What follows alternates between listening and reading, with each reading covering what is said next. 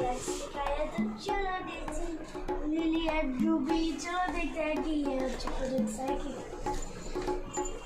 तो सबसे पहले खोलेंगे। वाओ, ये देखो बेल्ट आया। MRP देखिए, MRP है 460 रुपीज़। बेल्ट अच्छा है, देखो पसंद आया डेज़ी। वाह, तो चलो देखते हैं कि क्या क्या चीज़ है उन लोगों के लिए।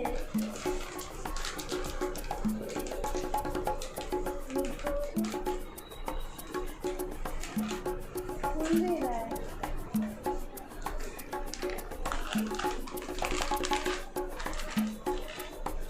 ये देखो दो लिली, ये देखो कितना अच्छा बेल्ट है हमारी डेज़ी लिली रूबी के लिए।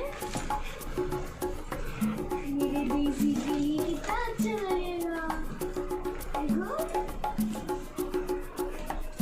चलो अभी दूसरा देखें हम लोग।